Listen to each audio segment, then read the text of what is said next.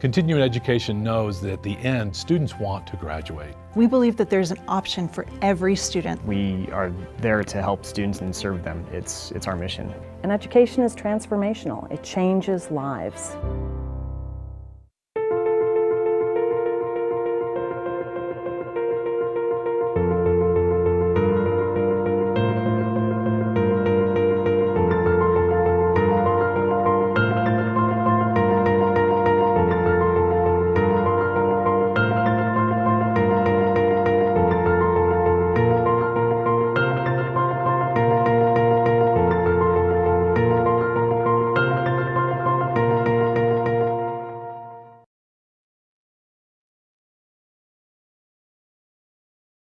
Hi, my name is Kira Coughlin, and I'm a senior here at CU studying International Affairs and Spanish.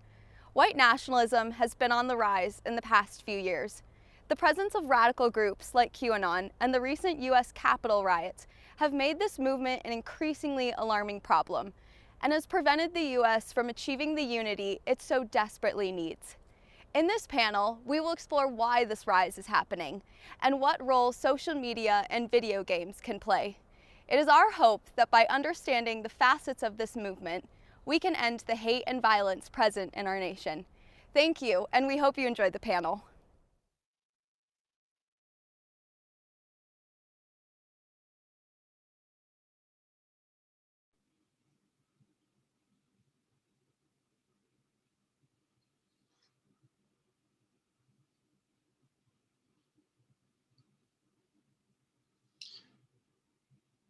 Good afternoon. Are we live?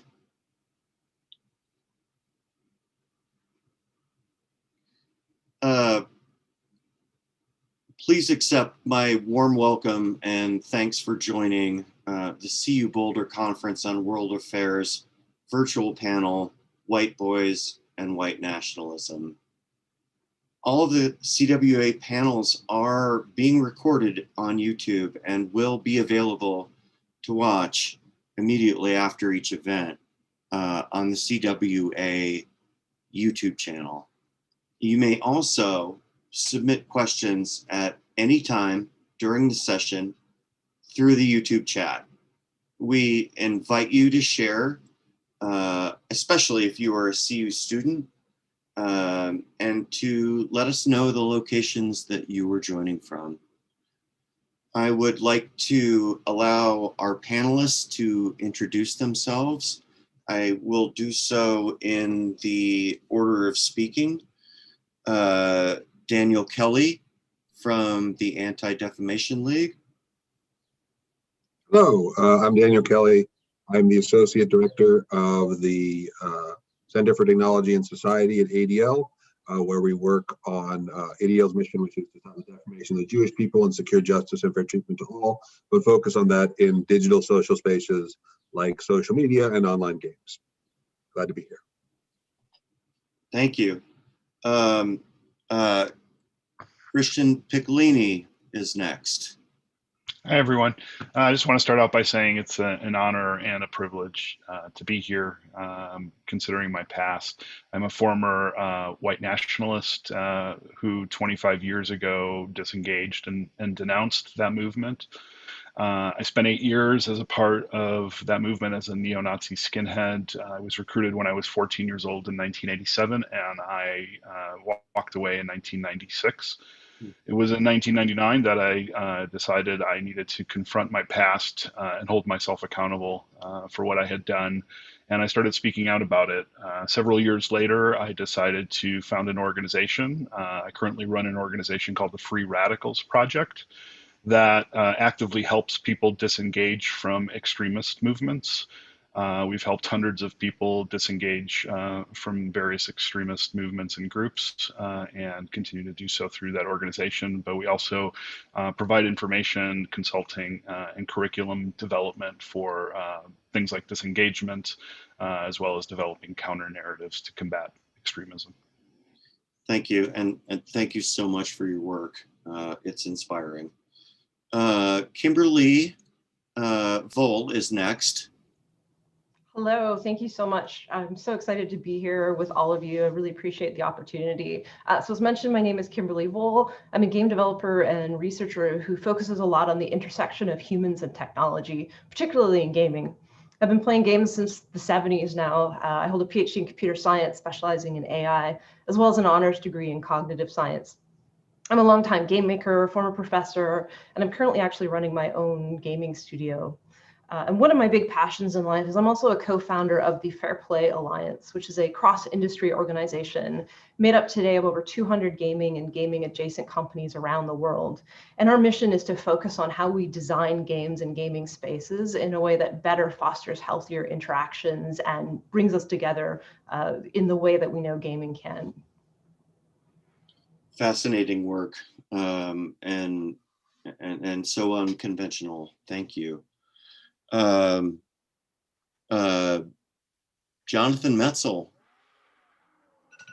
Well, hello everyone. I'm really honored and delighted to be part of this panel. I have to say, a couple of years ago, if you would have told me I would have been on a panel about white nationalism and certainly about gaming, I would have said, you got the wrong guy. I'm somebody who studies everyday kind of interactions. I've studied gun culture in Tennessee and Kansas and Missouri. I've studied education and politics, and I've studied resistance to healthcare. And so I've really studied the rise of what I call in my work, the politics of racial resentment. I had a book, Dying of Whiteness, that came out about a year and a half ago about those topics, which was really kind of an exploration, not so much of kind of this Make America Great Again narrative writ large, but of the kind of everyday effects of that. And I didn't honestly think that, I mean, certainly white nationalism was far from my mind when I was doing my research. And as far as gaming, you know, unless we're going to talk about Pac-Man or Space Invaders, I really feel like I'm going to be a little bit behind the curve, but I will say, remarkably for me, that over the course of the past couple of years, in particular during the pandemic, so many of the themes that I've studied about the rise of a kind of zero-sum politics in which white America feels like it's either got to win or lose, and we've got to stay on top of this racial hierarchy, these kind of everyday tensions that I've been studying for a long time, really led into some very extremist actions, and so the slippage really between everyday whiteness and extremist whiteness is one that I'll be talking about briefly here, because it used to be just like, oh, look at those bad guys over there, but there's been a kind of mainstreaming of a lot of these ideologies in my work. And I should also probably say that I'm the director of the Department of Medicine, Health, and Society at Vanderbilt, and I'm a professor of sociology and psychiatry, and I look forward to this panel. Thanks. Thank you.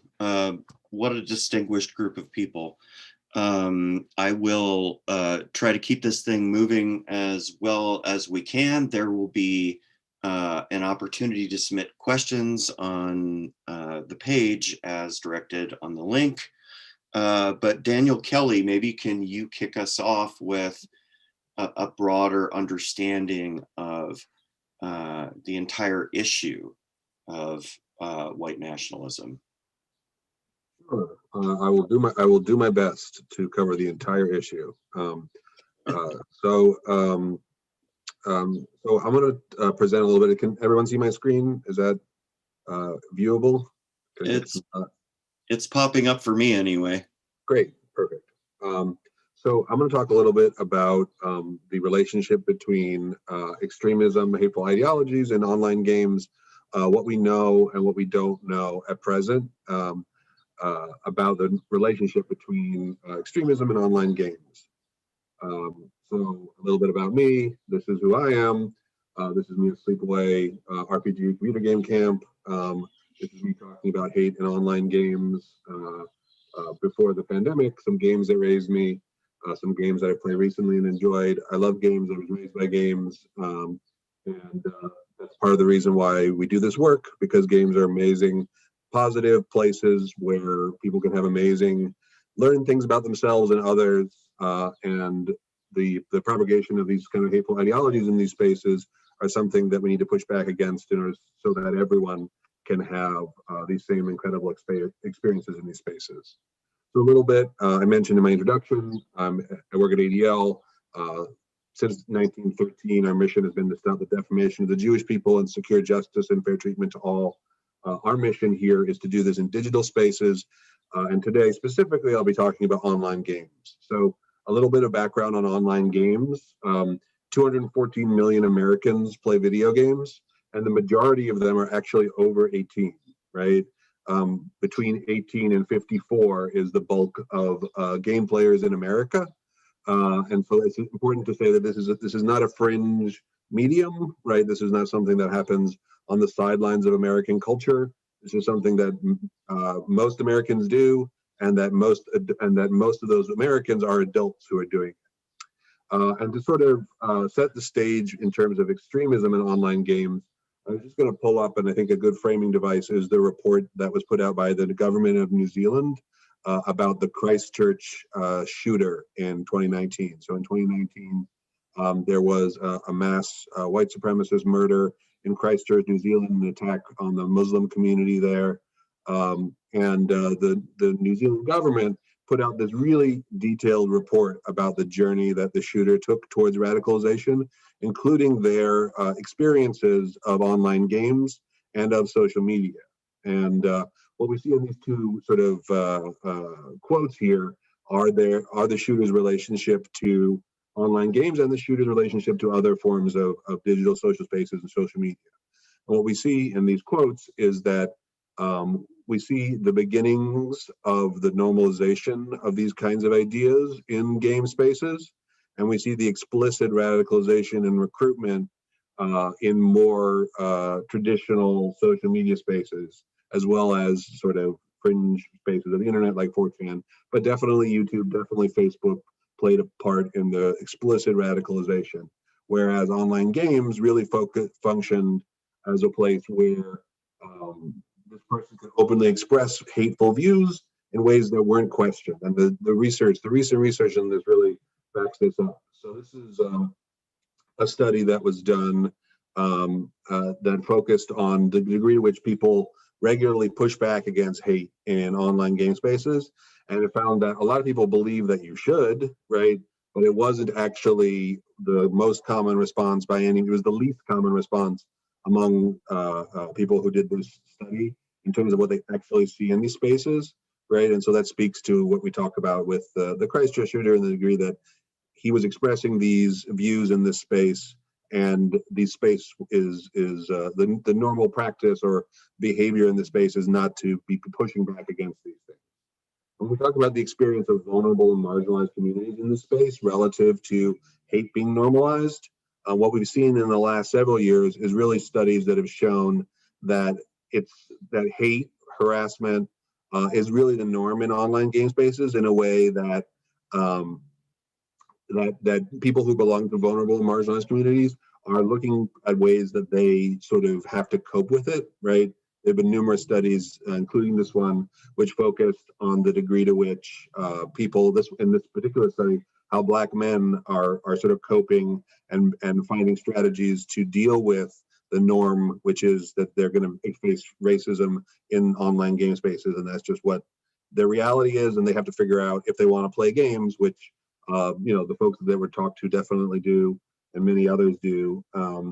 They have to figure out a way to cope with the reality of these spaces. The data that we put together, ADL does a nationally representative survey of hate and harassment in online games, and it's done so for the last 2 years. We'll do it this year. Speaks to this as well. It shows the vast majority of adults, 18 to 45, 81% of adults experience harassment in online games. 68% experience severe harassment. So this includes discrimination based on identity, physical threats, sustained harassment, stalking. And when we talk about the actual prevalence of extremism in online games, so we do actually ask about whether people were exposed to white supremacist ideology in online games, right? And when I'm talking about white supremacy here, I'm not talking about sort of the systems of power in the United States and elsewhere that privilege the experience of people who look like me over other people. I'm talking about the extremist movement of white supremacy, which is about sort of an extreme version of that, where the statement that we ask people to respond to is, have you heard discussions about people discussing the superiority of whites and the inferiority of non-whites, right? Really an explicit message of sort of the extremist movement of white supremacy. And we found, nearly 1 in 10, 9% said yes, they have been exposed or witnessed discussions of this topic. When we dug a little deeper, we found that actually 8% had what we call a hateful experience that we couldn't necessarily tie explicitly to a white supremacist notion, and 1% did. So when we talk about that, when we talk about explicit white supremacy, we're talking about a statement like the one on the left here, which explicitly refers to the superiority of whites over over other identities. And whereas the other one, we have, it's possible that this was connected explicitly to extremist white supremacist ideology, but in the sort of text box response, they didn't explicitly refer to that. In none of the responses that we got was anyone talking about recruitment or explicit radicalization, right? Which ties back to the Christchurch report, which is evidence suggests both the sort of what we see in reports from governments, from academic research, from our surveys, that online games is a space where hate and harassment and hateful ideologies are normalized, but there's no currently any credible evidence of recruitment or radicalization in online games. It doesn't mean it isn't happening, right? Game spaces as opposed to social media are not broadly visible, right? Twitter and Reddit provide data to researchers. There is no game company that currently does that. And there's limits in terms of what data is being shared by game companies, and that surveys and qualitative work have their own limits as well. We are seeing some potential pathways forward. We're seeing game companies taking a public stance against sort of extreme violent acts, right, or acts of hate. This is a chart that looked at the statements by game companies when George Floyd was murdered. We saw in the past weeks after the murders, the murders against the Asian American community in Atlanta, that many game companies also spoke up. So we're seeing sort of changing, and this is sort of rare for the game industry. And so we're seeing a changing of positioning of the game industry relative to hate. And we're also working with the game industry. We're working with Kim Voll and the Fair Play Alliance to develop a framework for addressing harmful, disruptive behaviors in online games, and to create a real language for the game industry to talk to itself about what these look like and how to address it. So that's sort of my presentation and the framing of the issue of both what's going on around online gaming extremism, what we're seeing, what the research shows, and some encouraging next steps. But look forward to the presentations of my fellow panelists and to being part of the discussion and your questions as well. Thanks so much. Yes, and thank you. What an informative and transformative presentation in terms of my understanding of these issues. I hugely appreciate it. Can I just ask you for like 30 seconds, why do you do this work? What motivates you to do this work? Sure. So as I said in the beginning, like I was raised by games. I think games are a super important part of our society. And I think if we can, I would say the games are a super important part of our culture, our society, and we're an important part of how I was able to, meet people, how I communicate with family, right? And so it's important for me to use my position of relative privilege to push the needle to make sure that the kinds of experiences that I have in these spaces are available and are possible for people of all identities. Well, bless you, and thank you for the work that you do. And we need to hear from Christian because he's a brilliant and accomplished activist himself and has, I'm sure, numerous inputs on this subject. Thanks, Jason. I appreciate that. I would have to say I agree for the most part with everything Daniel said. Certainly, these environments are places where there is a whole lot of bias and intolerance and bigotry. But I would also argue, though, that because I work with people who are disengaging, and I often hear their stories of how they were radicalized, and sometimes these happen in these very kind of closed off, exclusive environments like multiplayer gaming. That I've worked with kids as young as 12 years old, to 15 to 20 to 30 years old, who say that their first experience with kind of organized hate, certainly not racism, but organized hate, was in kind of the multiplayer online gaming world. And I just want to be clear, like it's not the video games that are radicalizing anybody. It's not the content. It's the gamers people that are assembling. It's the gamers Sorry? themselves. Yeah, yeah, it's the gamers themselves, and there are people from all over the world, so the community is very, very large. And the way I've seen it happen, and the way I've physically seen it and had it explained to me as well from people who've had it happen to them, is they'll just start off very innocently playing multiplayer games, whether it's a Call of Duty or some other game, and they're playing with other people, they're talking to each other over their headsets, they're communicating while they're playing, and a recruiter will test the waters, will throw out, just in a normal course of play, will throw out the N-word, and gauge how people respond, how the people respond to that. Some people obviously will push back and say, hey, that's not cool. Some people won't say anything at all, and some people might, respond in a favorable way. They might giggle, or they might, say it back. And oftentimes that is not, a response saying that they agree with it. It could be a 12-year-old, uncomfortable response to just try and fit in with that group of players. But what happens is when they gauge those responses, they often pull people into other gaming environments, into other closed rooms where they're playing, and then they ramp up, the rhetoric, and they gauge again, and then they kind of go from there, and they create all these kind of exclusive environments, going so far as even creating their own games to play, where they've kind of taken first-person shooter games, and after certain mass shootings, have created those environments in a digital way for people to play. Whether it's shooting up a synagogue or a mosque or something like that. That's so astonishing. I did not know about that, and I am distressed to hear it. Yeah, I think it's really important to remember, gamers, 60% of gamers are not, part of these extremist movements. It just so happens that they know very well that a lot of people who might be isolated in real life, who might be lonely in real life, searching for, community in real places, are finding it online. They're finding it in these digital spaces. And they're banking on the fact that they have deficits of this, and I always say it's important to understand that it's not the ideology that attracts people to these movements. It's search for identity, community, and purpose, and hitting what I call potholes along the way in their life's journey. And potholes are often trauma or isolation and things like that. It is ultimately about loneliness and not actually about ideology. Well, I would say it's partly about loneliness. Certainly loneliness doesn't cause racism. There are a lot of lonely people in the world who don't become racist. I think it's a really complicated set of circumstances that somehow make somebody think that there's more of a reward in blaming the other or hating the other than it is to try and work through those issues, or accepting that they may be caused by other issues.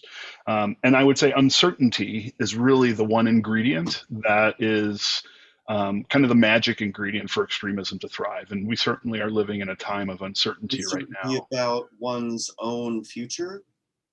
Could be one's own future. It could be something, less tangible, like, losing agency for the white race. There's this whole idea of a replacement, great replacement happening, where it doesn't mean that somebody's taking your physical job necessarily, but it just means that somebody feels that the status they had in life before means less now because of, multiculturalism and diversity.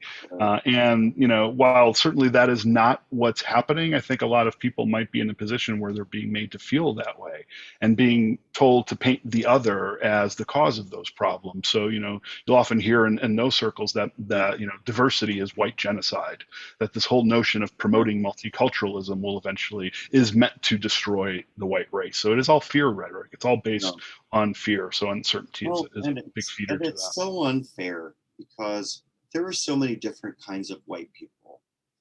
Like, And there are so many kinds of brown people and Black people and Asian people. The idea that you could establish a category that should be insularly protected is nonsense. We have so much diversity in this country, and the idea that that diversity is harmful to people is painful, frankly.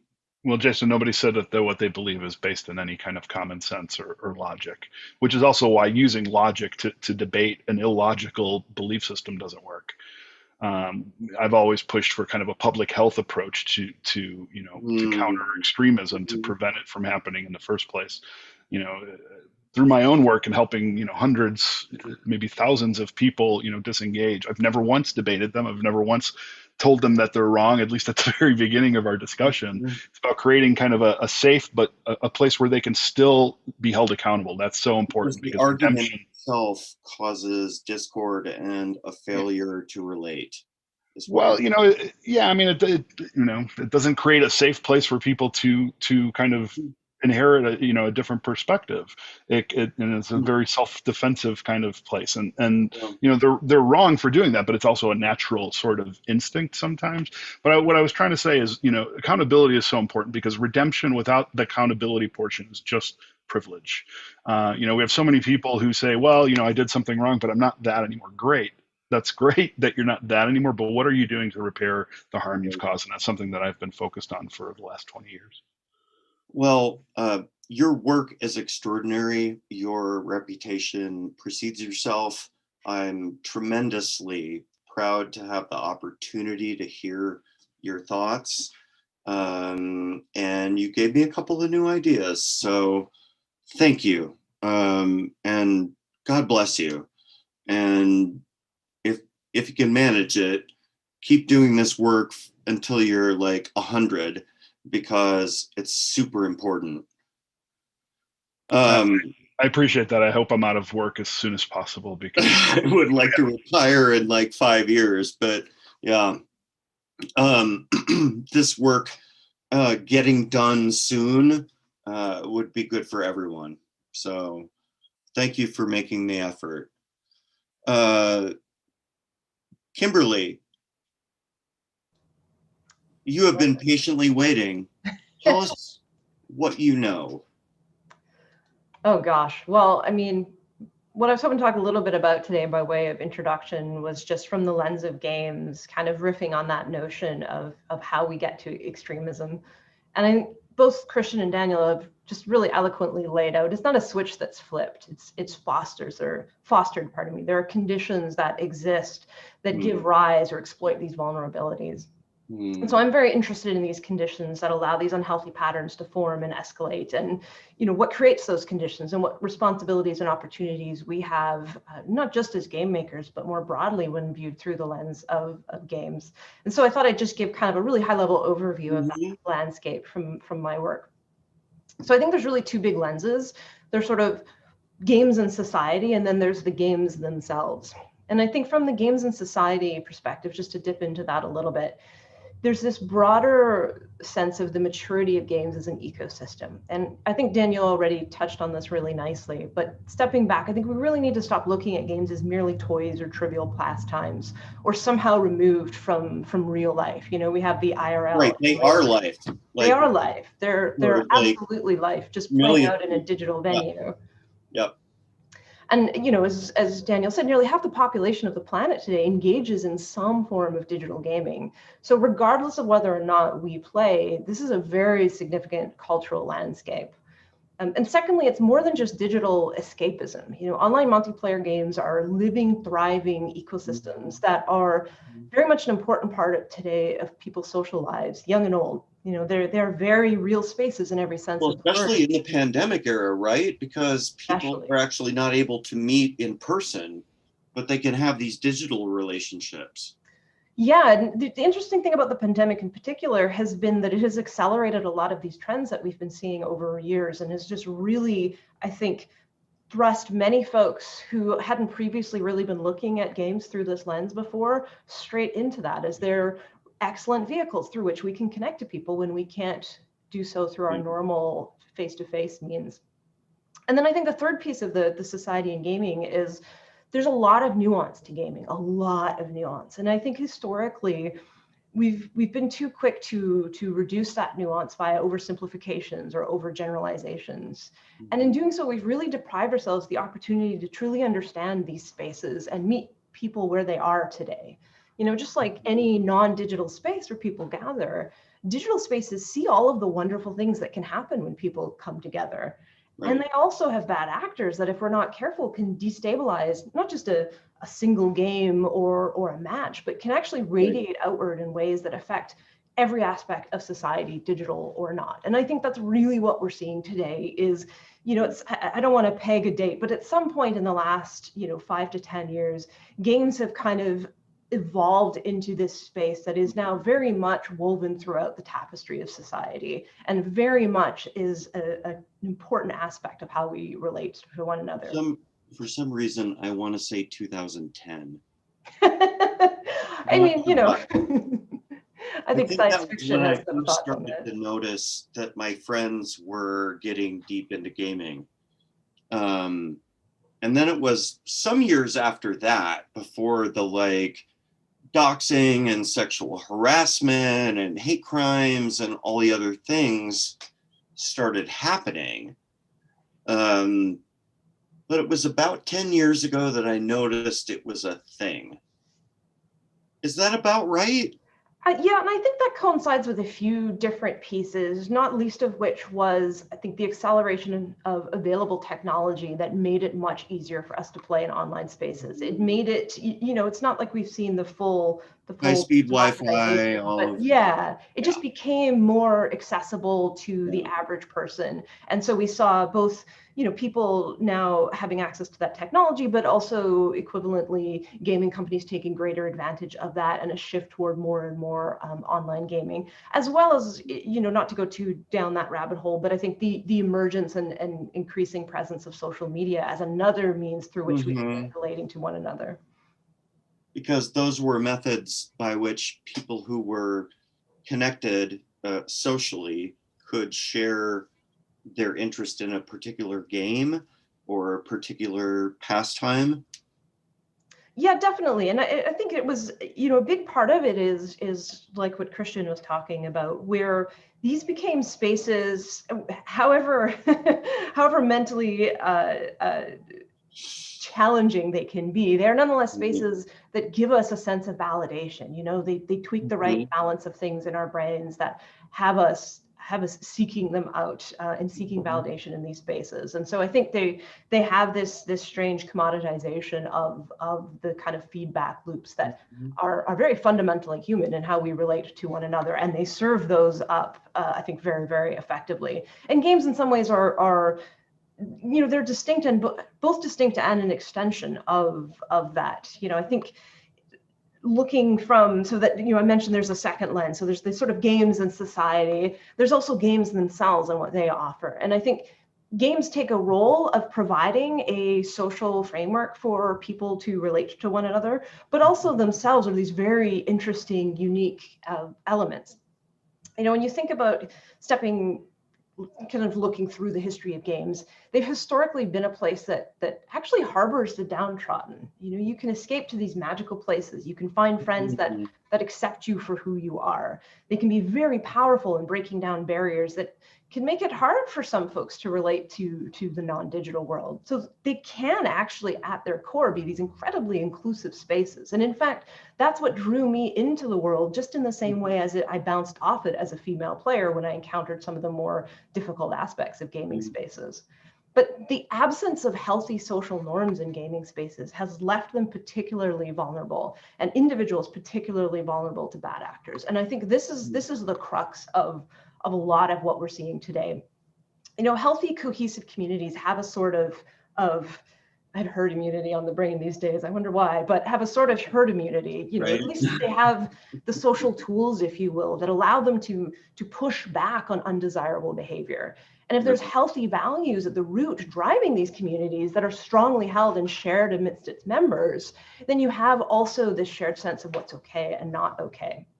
Well, games actually make this hard today because where they're at, and this is where I could go on and on about the opportunity space, but where they're at today, they still lack a lot of the features that exist in non-digital spaces that make our communities more robust in the face of There's no personal identity. You don't see anyone's face. You don't interact with anyone in person. You never go have tacos with them. Like, well, you miss a lot of those non-verbal cues. If you say something inappropriate or strange in a shared setting, you can kind of look side to side and see like, oh, Daniel just went like this. And so that gives me the confidence to be like, maybe that wasn't okay. Well, but you don't have all of that in the game. It's the same with emails. Like, all of these sort of depersonalized communication platforms leave you bereft of any human body language. And this is why people get into weird fights. All kinds of weird shit goes down, frankly. Yeah, and I mean, they don't create the conditions for fostering trust. I used the naughty word, but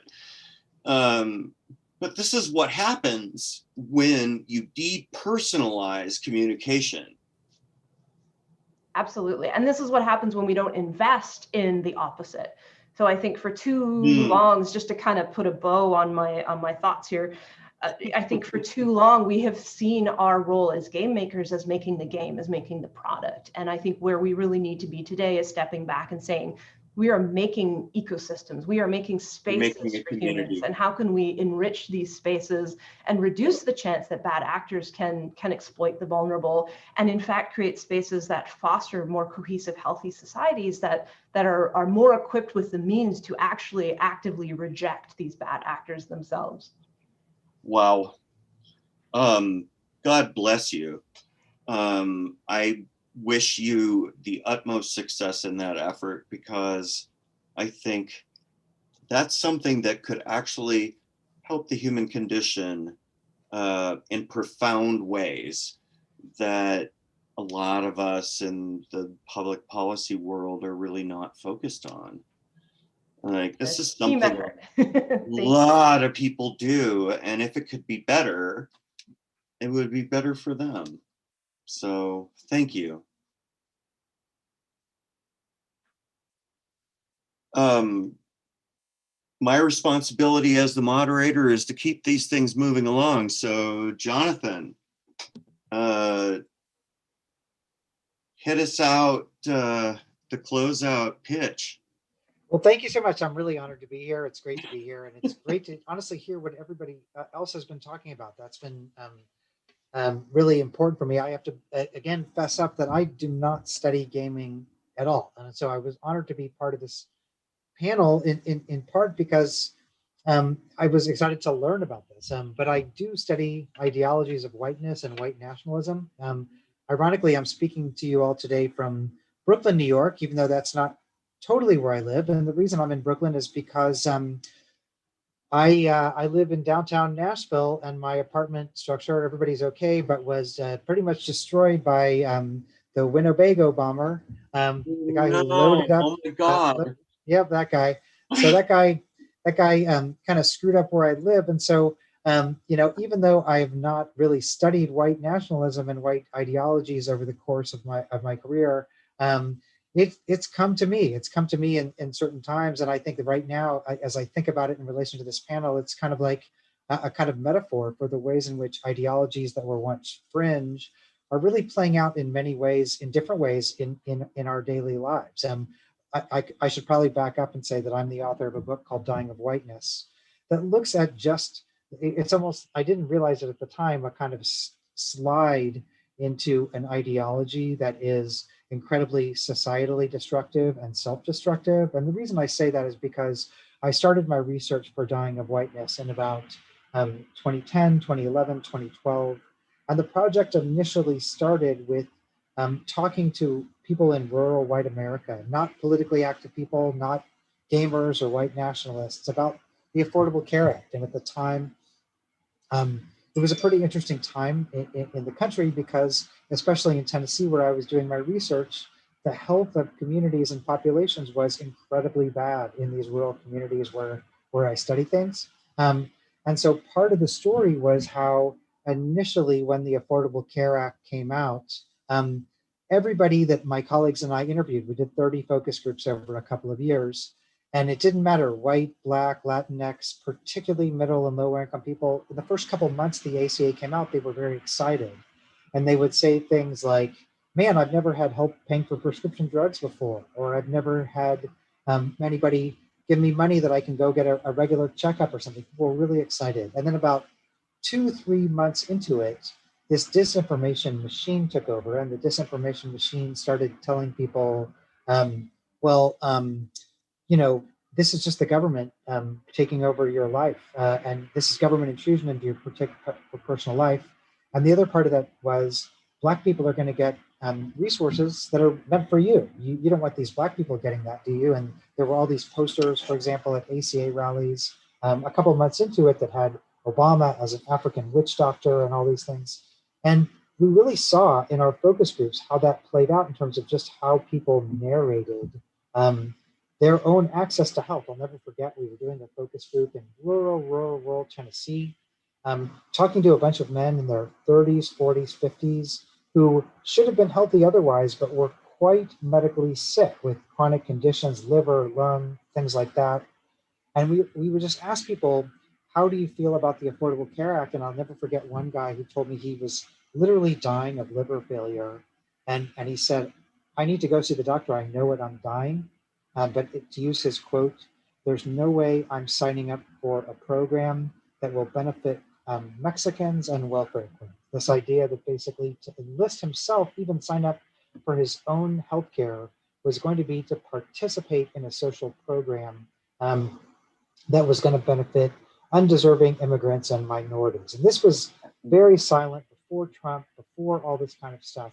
But I remember, you know, I was there with a couple of my students and I thought, man, look how powerful this ideology is, that this guy thinks that he has an imagined place on a racial hierarchy that puts him above, as he said it, Mexicans or welfare queens. And he's literally willing to die for it. In fact, the guy literally did pass away. And when I started dying of whiteness, it was kind of like, this ideology is really dangerous for America. People have this idea of what it means to be white, and it means to suppress the health and well-being of other people who they see as different at the expense of their own health. Then we're in a bad place. You know, people are really in a bad place. But unfortunately, what we saw after the 5 years of research was the spread of that kind of zero-sum thinking, the spread of that idea that what it meant to be a white citizen was to put your own body on the line, to, Christian said it very well, I think, earlier in the panel, play a part at the top of this imagined hierarchy. Now, that's not something that's new. Du Bois wrote about it in his book about Black Reconstruction a couple centuries ago. But we've been kind of playing this out again and again and again. But what I see in my research, and I study healthcare, I study education, and I study guns. And what I see again and again is this idea of victimhood is incredibly powerful, and it drives people from centrist positions into more and more extreme positions. Guns is another key focus of my research. I start off by looking just in places like red states, what were the gun laws 20, 30, 40 years ago? And how did they get from a place where, you know, you needed to get a permit? I mean, there was a history of hunting, to this idea that everybody needs an AR-15, which leads to all these horrible things like what happened in Boulder a couple of weeks ago.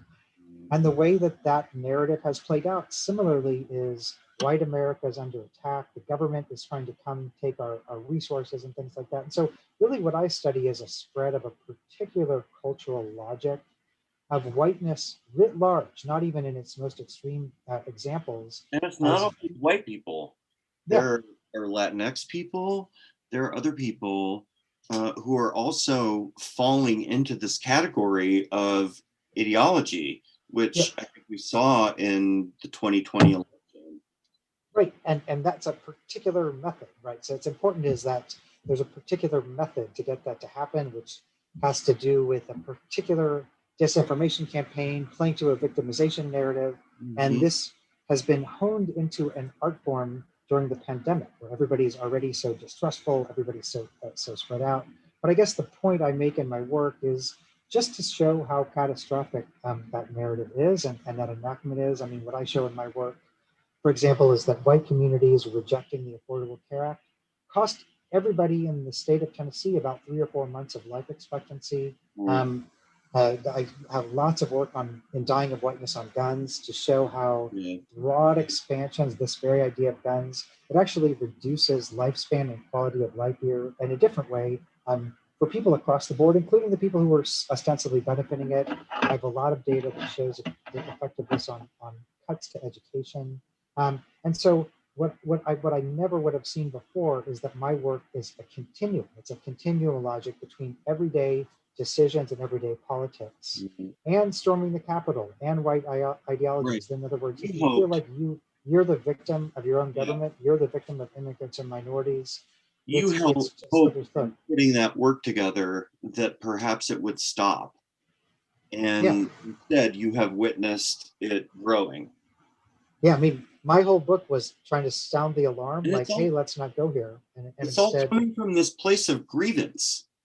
And I guess the real question is the grievance justified? Are those people bad off enough that they should be that grievant or not? I'll tell you, I grew up in poverty, and my guess is yes, they are very grievant because rural poverty is a whole thing, and it is really hard to escape. Well, let me give you an answer to that then. I am in no way trying to in any way invalidate. And people were suffering. The people I spoke with were probably similar to the people you grew up with. Tremendous financial pressure. But what I will say is that anxiety, that fear, that trepidation, that mourning was always by disinformation, by political rhetoric. It was always directed downward for them. So every time they might think, man, my life sucks because I don't have access to healthcare, or there are tax cuts that are going to wealthy people and corporations. So really, let's reverse those tax cuts. But anytime they might think that, there was somebody telling them, no, it's Mexicans streaming across the border, it's welfare queens, all this kind of thing. So the pain was real, but there was also a conscious attempt to direct it downward, as opposed to, I mean, think about it. If poor white people said, we're Republicans, but in exchange for our support, we want better healthcare and roads and schools and bridges, the whole GOP platform would fall apart. So there's a whole mechanism toward directing that downward toward stigmatized groups. I think Jonathan nailed it. White supremacists for hundreds of years have been, really, really good at not only painting, with a victim narrative and the other as the enemy, but they're also tremendously good at creating the conditions that keep us afraid and at each other's throats. So it's kind of like this self-fulfilling kind of prophecy. They're creating the environment for us to feel victimized and to paint somebody as the oppressor, but also they're creating the environment, the arena for that fear, for that grievance, for everything to exist. So they're very good at that. Whoever is saying someone is the oppressor is blaming the wrong personality. I think that we have a firm and continued social reality in this country in which people falsely accuse others of oppressing them. Usually people who are trying to help. Like when I grew up in the 70s, the people who wanted to help were liberal Democrats who voted for Hubert Humphrey. Like we've just had a complete flip of this thing. I guess I wanted to highlight one thing that you said, which is I think it goes without saying, like, there's no justification for hate, right? There's no justification for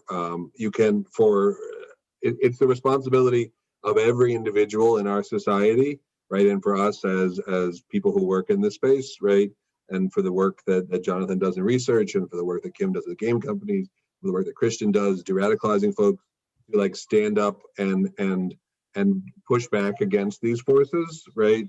And that I don't know, everyone is a human being and everyone has suffering, but I think the purpose here, at least in our work, is how do we center the experiences of vulnerable and marginalized communities, right? Historically vulnerable and marginalized communities, and work towards, from in our position, better digital social spaces that center their experience, right? So, right now I'll make an example. We're talking a lot with the folks with sort of new social platforms like Clubhouse, right? And the ways in which they do content moderation, right? In ways that are totally, that don't center vulnerable, marginalized communities, and that really make the process of addressing hate and harassment on their very new platform, expansive platform, growing at an exponential rate, and just creating barriers for people who belong to communities that are often targeted online to really reporting, to getting their problems addressed. And so yeah, I guess I just wanted to level set a little bit there, just around the ways in which I do think in the discussion we do need to center folks who are most impacted by these kinds of hateful ideologies. Well, I completely agree, and I think that's a really great point. I think it's really important that we focus on the communities that are being the most impacted at this particular time.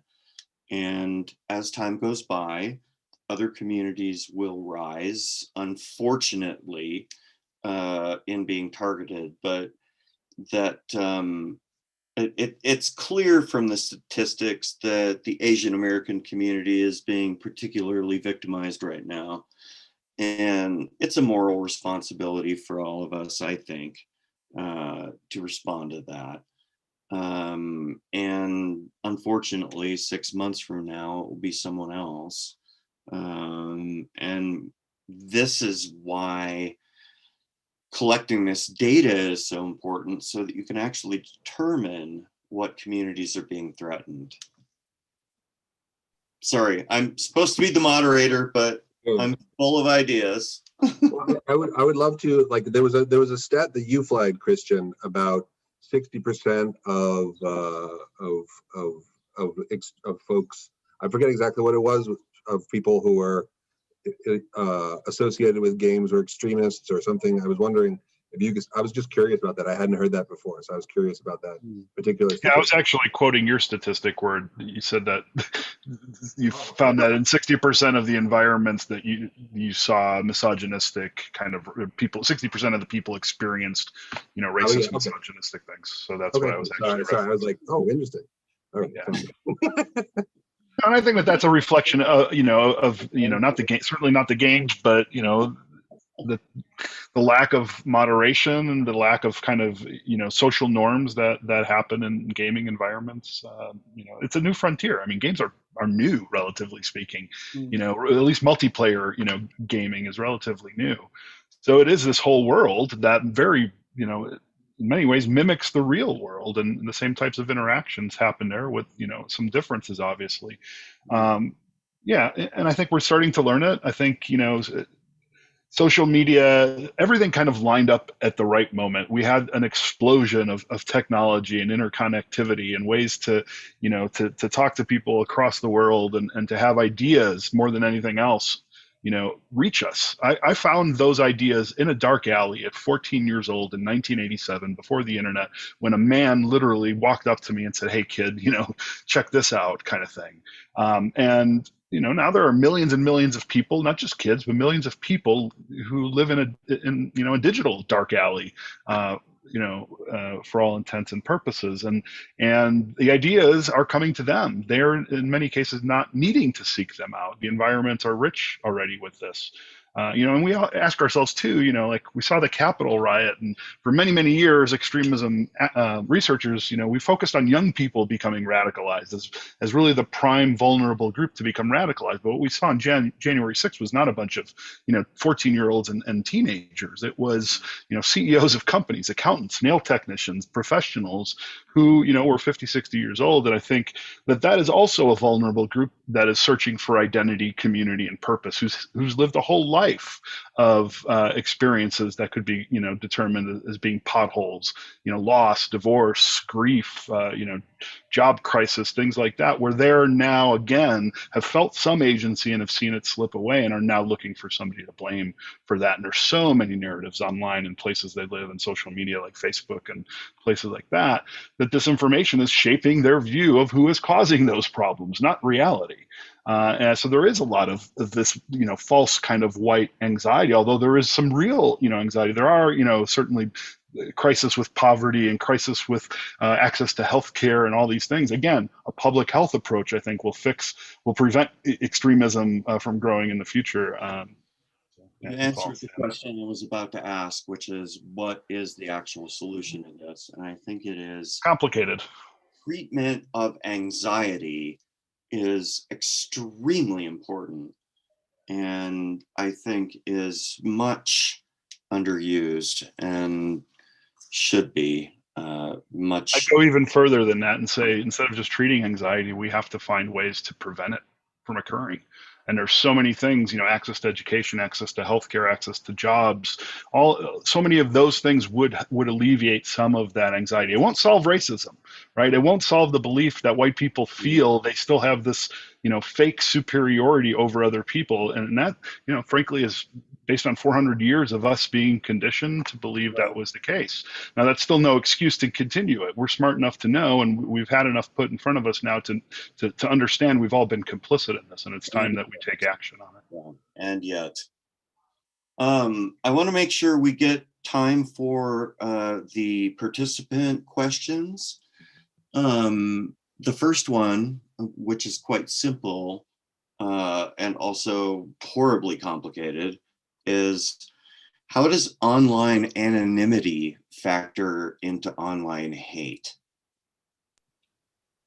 There's a little bit, and I think there's a false. So I think we did a survey of hate and harassment in social media recently, and the platform with the highest levels of harassment was Facebook, with 75% of people were targeted on Facebook. Facebook has a real names policy where there isn't any anonymity. Right? You have to put your real name on there. So I think there's a false narrative that somehow, because people are anonymous on the internet, that gives them a leeway to be hateful or harassing. I think an anonymity is super important. Anonymous on Facebook, which yeah, true. Yeah, and there are numerous people who are uncomfortable or unable to share their true selves in their offline lives, and for whom anonymity is a boon, right?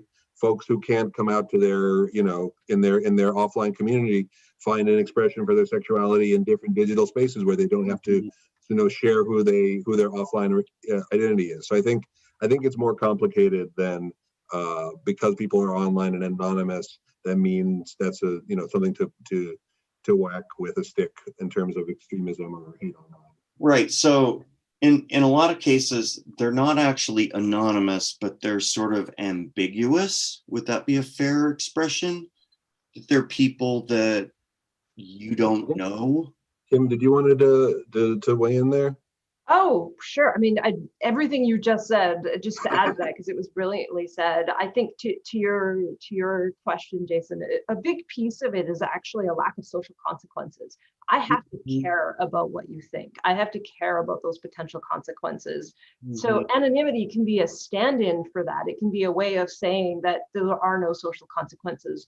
But for things like where we see these situations playing out in Facebook and other places where full names are given, it tends to be a power imbalance that is playing out, or other factors at work that are saying that I just don't really care what you think, or I think you need to agree with what it is that I'm saying, or that you definitely will agree. It's not even really, I think, bubbling up to conscious introspection that you might not agree. And so those, it boils down to, I don't see there being consequences for my actions in that context. Well, that rhymes with my experience because having worked for the Matthew Shepard Foundation, I have accumulated stalkers, and they are nasty and threatening and I had to like turn my security settings on Facebook all the way down to bare minimum, because I thought one of those guys might come and shoot me.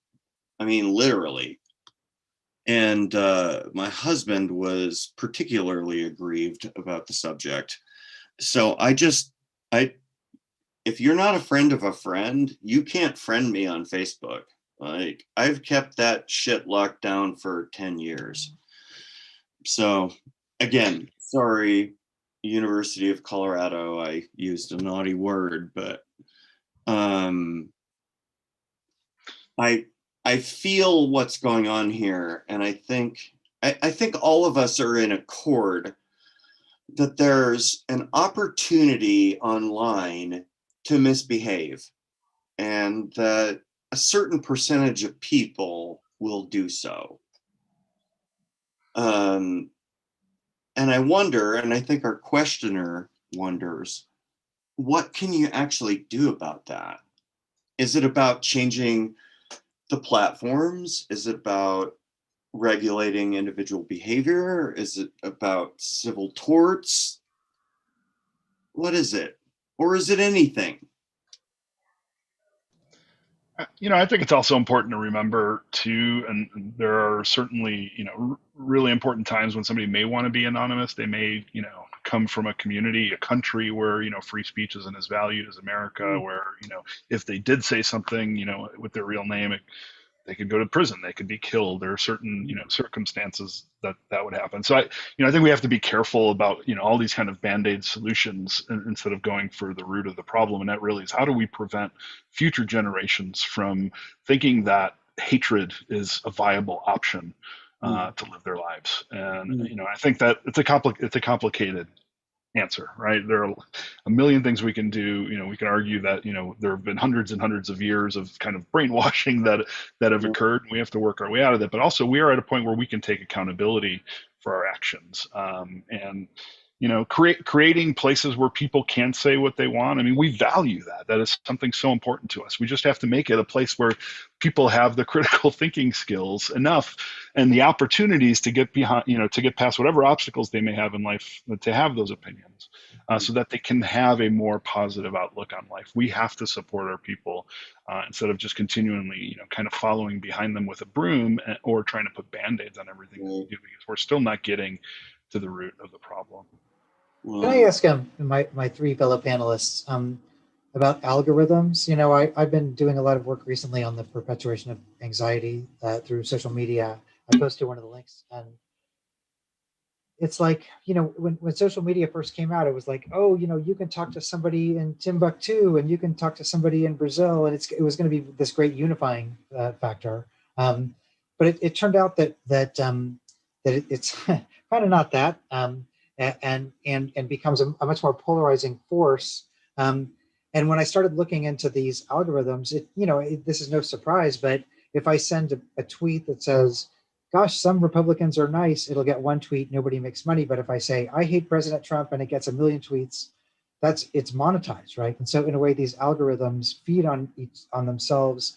And in the piece I wrote that I sent out, it's kind of like looking at all the ways in which social media and other factors kind of monetize conflict over cooperation. Is there a way to tweak the algorithms to like reward people getting along, or seeing different points of view, or thinking about, let's band together to solve a complex problem? Are there examples of algorithms working towards social good?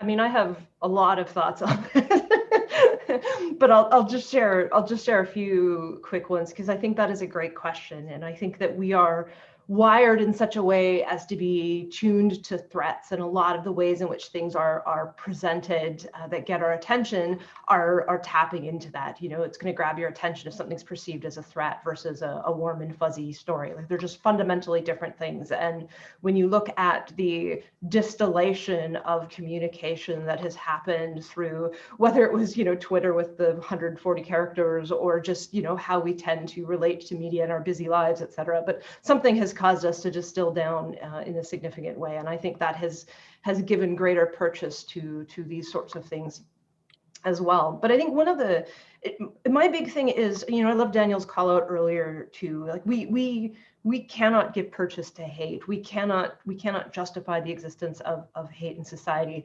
but we can step back and look at it as a symptom. And I think everyone today has made such fantastic points about these deep systemic issues that are driving the sickness at the core. There are many layers of modern society in general, not just in North America, but globally, that are feeding these patterns. And so stepping back and understanding why these things are happening. And to your question, a lot of what is difficult with what the internet brought us in terms of its connectivity is that we're crossing cultures without the frameworks to relate to one another. When you think about those that are closest to you, you have a shared language, you have a shared understanding, you have a shared situation and context that allows you to more efficiently communicate. And humans are naturally very tribal. This is that system at work. It's largely an efficiency mechanism. And trust as an additional contribution to that helps us smooth over difficult edges and makes us more likely to give the benefit of the doubt. And so when you ask, what can you do? I think it's recognizing sort of what we've got and the reality that we're in and the different mechanisms that are feeding into this reality. And then combining that with our understanding of how we foster trust, of how we build out these social frameworks, of recognizing that, where the internet has given us proximity, which is one of the ingredients of trust, it hasn't given us necessarily familiarity, similarity, or strong tools of reciprocity that allow us to scaffold healthier connections. And when we are exposed to extremely high populations where we don't feel like we are part of a safe small group, it triggers a lot of our kind of nastiest reactions. And so how are we creating spaces that our brains can actually manage and handle and allow trust to gain purchase and foster it in healthy ways? And I think there's where we need to start, and we need to rethink. It's not just this huge globalization that is working against who we are as humans. It's sort of stepping back and saying, rather than fitting ourselves to the technology, it's time. We have the technology to go the other direction. Let's fit the technology to the humans. Wow. And monetize it. That was just extraordinarily brilliant. And I would like to thank you for sharing a very nuanced view of the world we live in right now. That was really just exceptional. Thank you.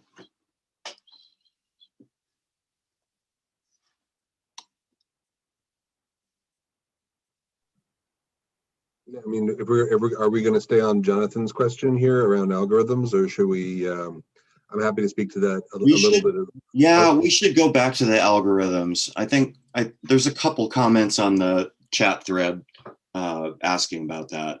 Yeah. Okay. Are there other questions from folks watching that we should flag?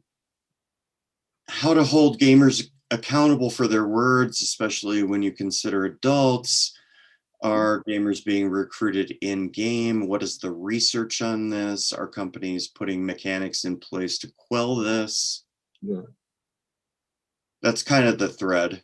Sure. I mean, I would love to hear from Christian whether any of the work you do around de-radicalization, if you do work with any game companies, or if you are working with folks in the game industry, because I think my experience is that the game industry, with all respect to Kim Vol, is about 10 years behind social media in addressing a lot of this. So I'd love to know, the degree to which you are talking with them, and to hear a little bit more about the de-radicalization efforts as relates to games, if you can speak to that. Yeah, no, for sure. And seeing that, gaming is 10 years behind social media, like you said, I've just started talking to the social media companies in the past 2 years. So in about 8 years, I expect that the gaming companies will follow. No, unfortunately, I'm not having any conversations with any of the gaming companies. Although I think that there is a huge opportunity there. I mean, I think that these are environments where people build lasting connections, where, they trust people virtually. Where they consider people friends that they've never met, in real life. So I think that there is a great opportunity for some disengagement work to happen in gaming environments.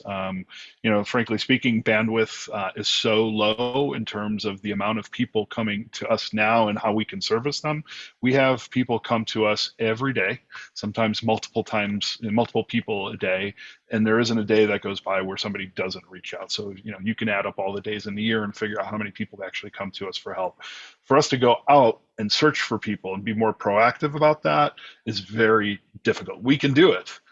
We certainly have tested the waters in that regard in the past. We've done some kind of counter-narrative videos and some kind of social media, marketing and advertising. And one of them worked really, really well. We actually created, we curated a bunch of keywords that were white supremacist in nature. They were all things that white supremacists would search for. Did the Holocaust happen? Kind of entry-level type things too. And what we did was we served up ads that seemed vaguely like it was answering their question, right? Like, click here to find out all, everything behind the Holocaust. And it would take them not to a white supremacist site, but it would take them to our site where we would show them how their search, kind of in other cases ended up in tragedy as well, and certainly historical background. And we saw a 60,000% increase in the amount of people that reached out to us, 60,000%. In the click-through rate, and I think the amount of people that reached out to us, I think, was like 600% increase. And we just couldn't handle it anymore. We couldn't handle going after people because it was like throwing a rock and hitting a white supremacist every time we threw a rock. So we rely on the fact that people reach out to us because that signals to us some level of buy-in or some level of support if it's a family member reaching out about a loved one. But yeah, while we can be more proactive on that, we've just chosen not to because we just don't have the bandwidth to do that, unfortunately. Do you imagine that folks in the Fair Play Alliance would be open to conversations like Christian is talking about, like that the game industry would be open to having conversations about these topics and learning from folks like Christian who do this kind of work? Yeah, absolutely. I was all I could do not to jump up and down and go, oh my gosh. I mean, mindful and respectful of your time. Boy, does that, I can relate to that. The Fair Play Alliance is a volunteer organization, largely because we know we need to create the space outside of what are already these overburdened ecosystems, such that gaming companies are, and create the space to explore these ideas and then filter them back into the gaming industry. And so we kind of see ourselves as the industry, but a little to the side of the industry, exploring these opportunities. And it is very difficult. There's more work than any of us could ever accomplish, with any reasonable care to our health and well-being. But that being said, absolutely, I think where there's opportunity, I think there's tons of connections to be made, but there's also, we also exist as an organization that seeks to learn whatever we can learn and do our part to help propagate that, help deliver that back into the gaming systems or gaming companies, pardon me, to be able to sort of, like, we're all game developers, so to be able to take that on and say, hey, this is a really great learning, and here's how we think it could be operationalized in the gaming industry, and make it more easy for gaming companies to take this up when their margins are so tight and they tend to work around such wild hours, and make it easier to do the good thing or to do the right thing in those contexts. So yeah, I mean, certainly consider me and our organization at your disposal to that end. Awesome. Yeah, I mean, I think, so much of what video games are and social networks are representations of real life. They are, a place like Facebook or Twitter is as big as a country, is as big, much bigger in terms of, revenue and things like that than most countries on Earth.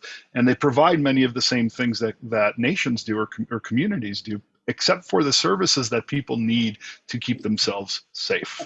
Imagine if Facebook partnered with people that could provide suicide prevention or hate prevention or, just somebody to talk to. I mean, they don't have, when we live in a town or a city, we have access to a fire department, a police station, a hospital, all of those things.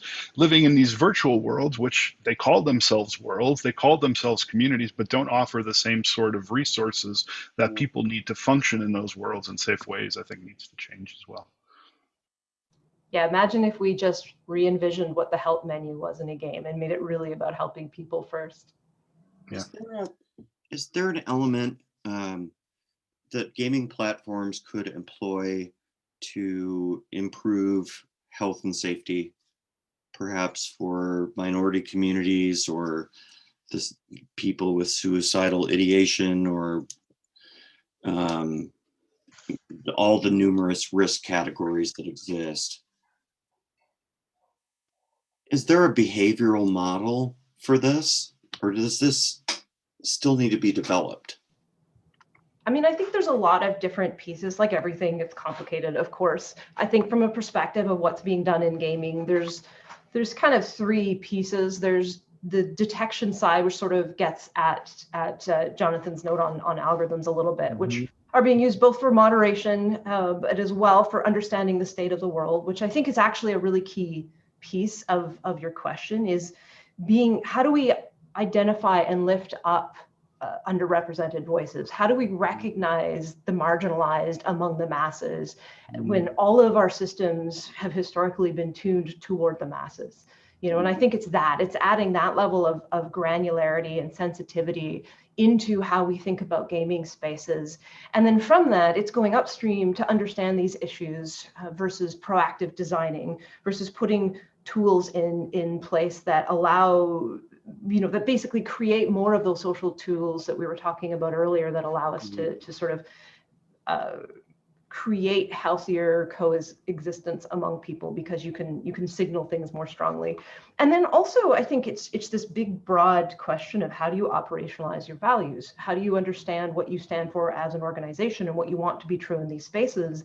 And then what are all of the different ways in which the decisions that you're making, and this can be anything from the policy that you lay down to the visual representation within the game, to how you moderate, to the mechanic. Like it is shocking how many different pieces come together to define these spaces. So I think it's getting that more critical look. Reasons why that is hard. So it is being worked on, and I think we have a long way to go. There's both a lot of knowledge that I think, particularly the last year, has given us some real momentum as an industry to understand and carry forward. But also, I think, there's just a lot more questions, and it's continuing to recognize that this is a critical piece of how we think about and create games, and that we all, not just in gaming, have a role to play in doing this well. Yeah, we still can't figure out how to make panels more diverse. Here we are, bunch of white people. So.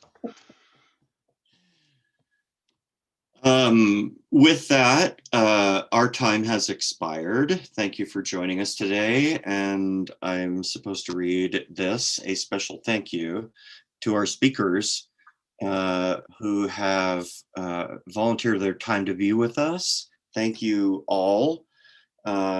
If you in the audience would like to support them and learn more about their work, you can find their books, podcasts, and social media accounts on the CWA website.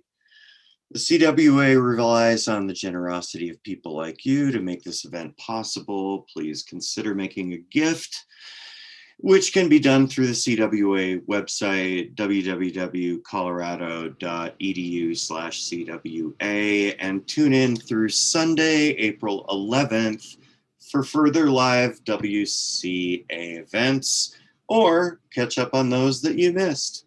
And thanks again for joining us. And also, may I just say, you all are some of the most brilliant people I've talked to in like a year. So thank you so much for all the work you do. And I hope we get to run into each other again in another context. Thanks, Jason. You need to get out more.